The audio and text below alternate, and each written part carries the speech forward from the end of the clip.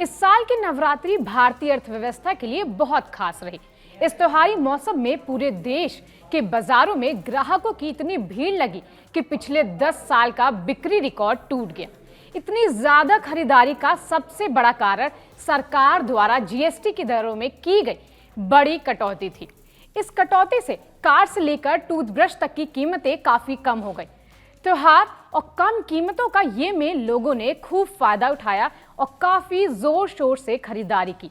नवरात्रि में ब्रांड्स और दुकानदारों ने 25% से लेकर 100% तक बिक्री बढ़ोतरी देखी है। केंद्र सरकार ने 375 चीजों पर जीएसटी कम की है।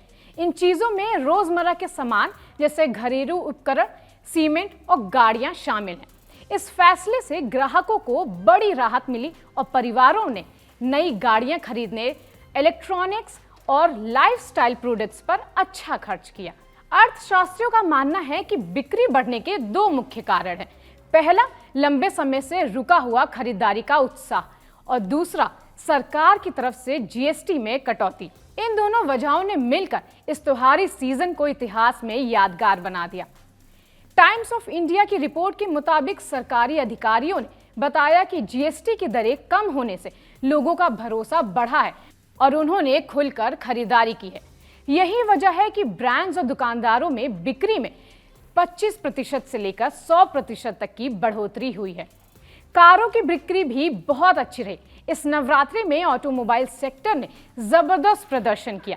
देश की सबसे बड़ी कंपनी मारुति सुजुकी ने 3.5 लाख बुकिंग्स हासिल की, जिसमें से करीब 2.5 लाख ऑर्डर अभी भी पूरे होने बाकी हैं और कंपनी को उम्मीद है कि नवरात्रि खत्म होने तक 2 लाख तक कार डिलीवरी कर दी जाएंगी, जबकि पिछले साल ये संख्या सिर्फ 85,000 थी।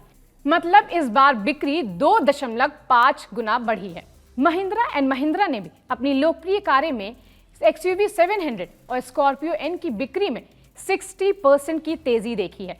हुंडई की क्रेटा और वेन्यू जैसी कारों की मांगे भी खूब बनी रही, जिससे डीलरशिप और ग्राहकों की लंबी कतारें लगी।